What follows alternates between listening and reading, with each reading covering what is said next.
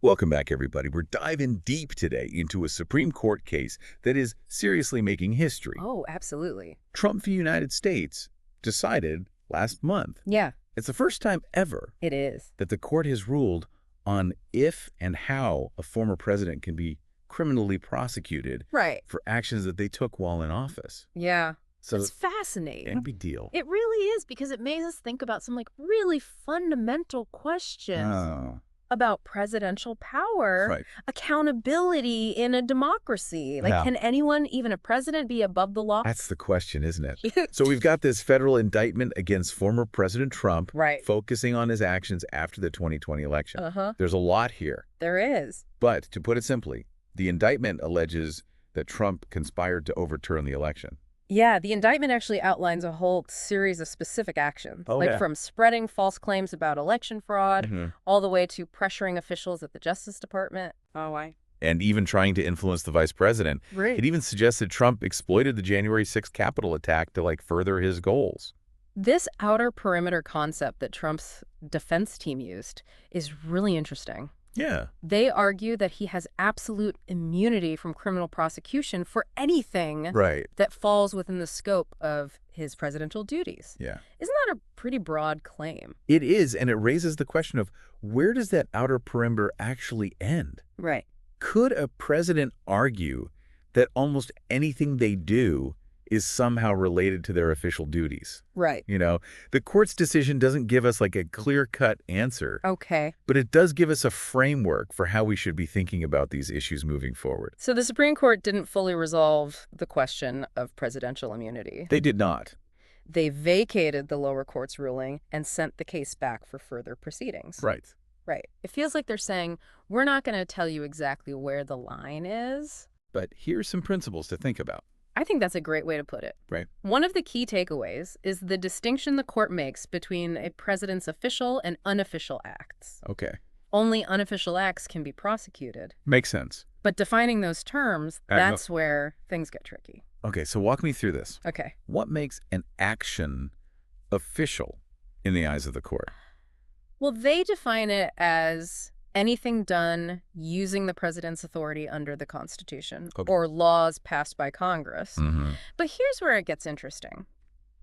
This extends to what they call the outer perimeter of presidential responsibilities. Okay. It's deliberately vague. Right. And you can see why that might raise some eyebrows. Yeah, it feels like that could be open to a lot of interpretation. Yeah. What about a president's motives? Right. Does it matter why they did something or just whether the action itself falls within that outer perimeter? That's another fascinating aspect of the court's decision.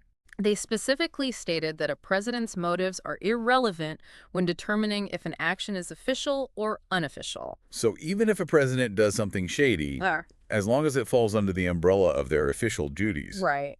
they're in the clear. Well, That feels like a pretty big loophole. the court actually gives us a very specific example to illustrate this point. Okay. They determined that Trump's conversations with the acting attorney general about investigating potential election fraud were official acts. Okay. Even if those conversations were motivated by a desire to overturn the election results, Right. which is what the indictment suggests, Right.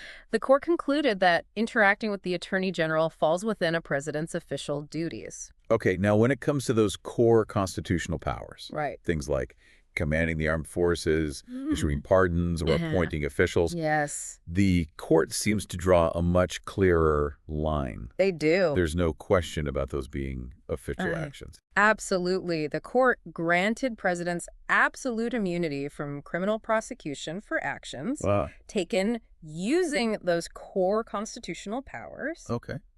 Those are considered inherently part of the presidency. Right. No gray area there. But it gets more complicated when we move beyond those core powers. Right. What about all the other things a president does as part of their job? You're hitting on a key point of contention here. Yep.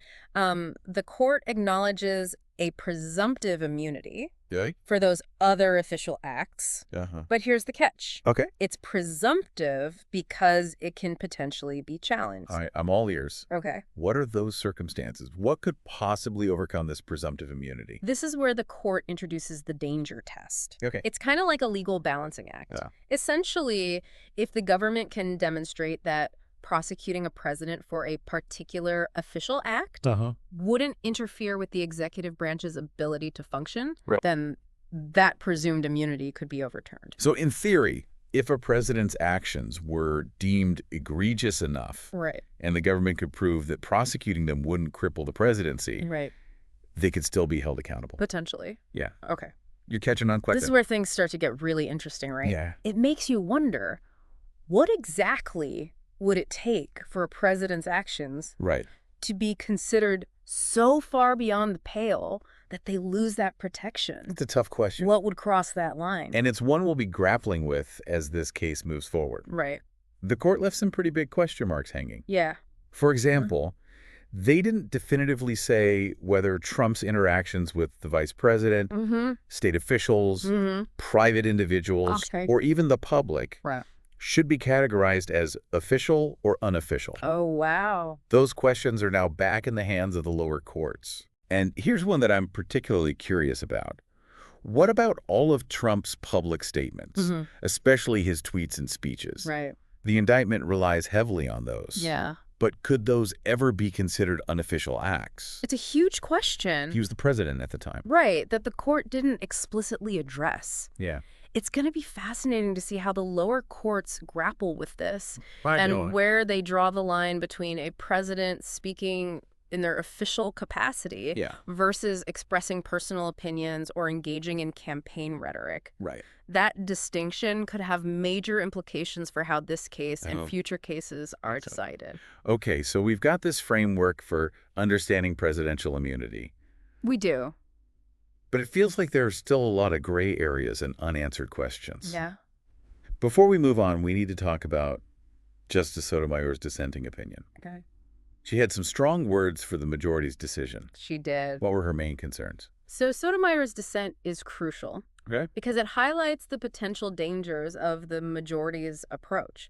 Right. She argues that their definition of official acts is so broad that it basically renders the concept of unofficial acts meaningless, creating a situation where presidents could potentially be shielded from accountability for a vast range of actions. So she's basically saying that this decision could give presidents a free pass to do all sorts of things that should be subject to legal scrutiny. That's the crux of her argument. Okay. She warns that this could create a dangerous precedent, potentially encouraging presidents to abuse their power knowing that they're unlikely to face consequences. Oh, wow. She sees this as a fundamental threat to the rule of law and the very foundations of our democracy.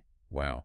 Her dissent is a sobering reminder of what's at stake here. It is. It's not just about legal technicalities. Right. It's about the balance of power and ensuring that no one, not even the president, is truly above the law. And it really underscores the importance of having diverse perspectives on the court, doesn't it? It does. Sotomayor's dissent forces us to confront the potential downsides of the majority's decision and to think critically about its long-term consequences. Definitely adds a whole new layer of complexity to this already complex case. Yes, it does. Makes you realize that this isn't just about Trump or this specific set of circumstances.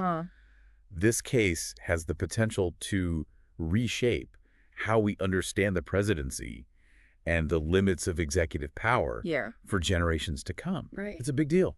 It is. And it's one that we need to be paying close attention to. Absolutely. Yeah. Yeah. It's kind of striking how Justice Sotomayor doesn't just disagree with the majority's legal reasoning. Yeah. She really paints this vivid picture of the alleged misconduct at the heart of this case. Right. It's like she's setting the stage for a legal thriller. Exactly. Emphasizing how serious all this is. Yeah.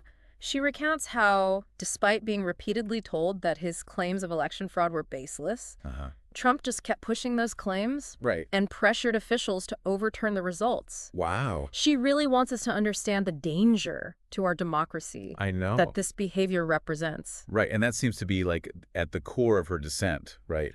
She sees this broad immunity as a threat to the principle that no one, not even the president, is above the law. Exactly. She argues that the majority opinion, despite acknowledging that the president is not above the law, ultimately contradicts that very principle. Right. It's like they're saying one thing but doing another. Yeah, and she really picks apart the majority's reasoning, I know. arguing that this official acts immunity isn't grounded in the Constitution, historical precedent, or even common sense. She brings up some pretty powerful historical examples to support her argument. Yeah, like the Watergate scandal with President Nixon. Can you remind us about that? Yeah, sure. Sotomayor highlights how both President Ford's pardon of Nixon and Nixon's acceptance of that pardon were based on like this shared understanding that even a former president could face criminal charges for actions taken while in office. Interesting. So she sees this as evidence of this long-held belief that presidents just aren't above the law. And it's not just history. Yeah. She even brings up arguments made by Trump's own lawyers during his second impeachment trial. Exactly. They argue that if he had committed any crimes, Right. he could be prosecuted after leaving office. Yep. It's ironic, isn't it? It really is. So we have this tension between the majority's definition of official acts You do. and Sotomayor's view that their definition is so broad, Yes. it makes unofficial acts meaningless. Absolutely. The majority argues that any action taken by a president that isn't manifestly or palpably beyond their authority qualifies as an official act. Sotomayor contends that this sets the bar so low that almost anything a president does could be shielded from prosecution. Wow. Regardless of their motives. It makes you wonder if the court considered the consequences Right. of such a broad interpretation. Yeah. Like, did they anticipate what could happen Yeah. if presidents felt they could act without fear of legal repercussions? Right. That's where Sotomayor's concerns about potential abuse come in. Okay. She fears that if presidents believe they can act with impunity, they might be more likely to overstep their boundaries, use their power for personal gain, or even to undermine democratic principles. It's a chilling thought. It is. So this whole discussion feels less like an abstract legal debate and more like something that could have real consequences for our democracy. Exactly. What safeguards does Sotomayor propose to address this? Well, she doesn't offer any specific solutions in her dissent. Okay. She emphasizes the need for a stronger system of checks and balances. It seems like she's calling for Congress, the courts, even the public, to be more vigilant in holding presidents accountable. So if this broad immunity really does create the potential for abuse, then it's crucial to have other ways to ensure that presidents don't overstep. Right, like a safety net. Exactly. And it's important to remember that Sotomayor isn't saying the presidents should be subject to frivolous prosecutions or constantly looking over their shoulder. Her concern is that the majority's decision creates a potential imbalance of power. Yes. Tipping the scales too far in favor of the presidency and potentially undermining the rule of law. Exactly.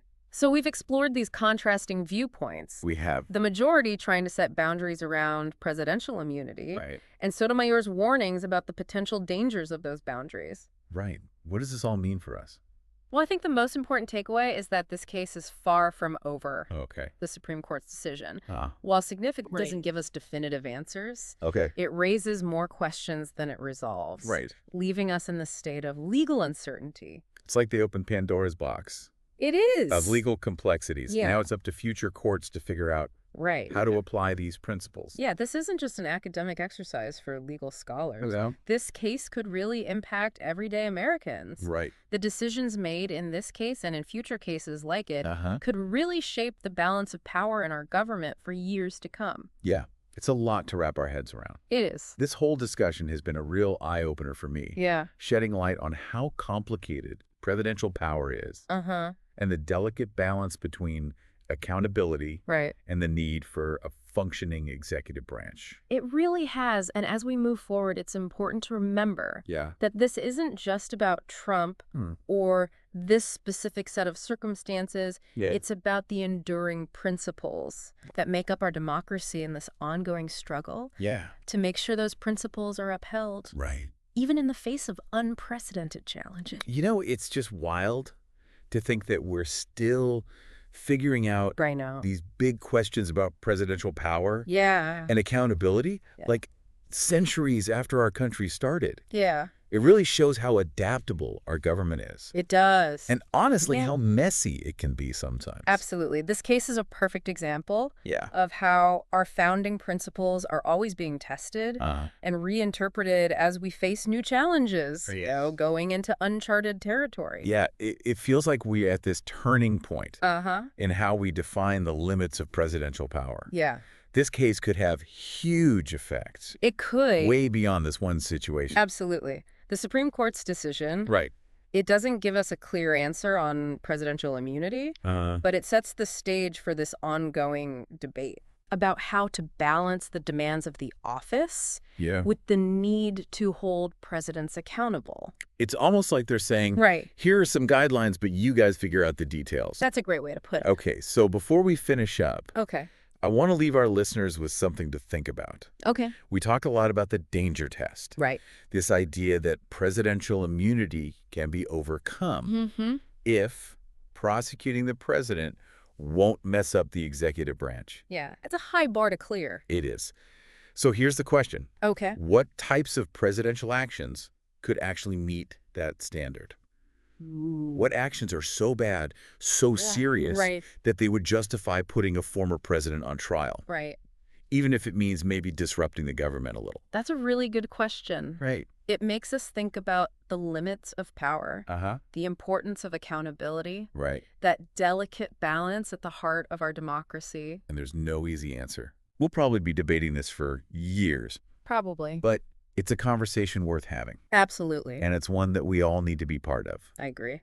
So this deep dive has been quite a journey. It has. We've gone through uncharted legal territory. Yeah, we have. Learned some history. And faced some of the biggest questions facing our country. Yeah. It's been intense and thought-provoking. It has. And hopefully eye-opening for everyone listening.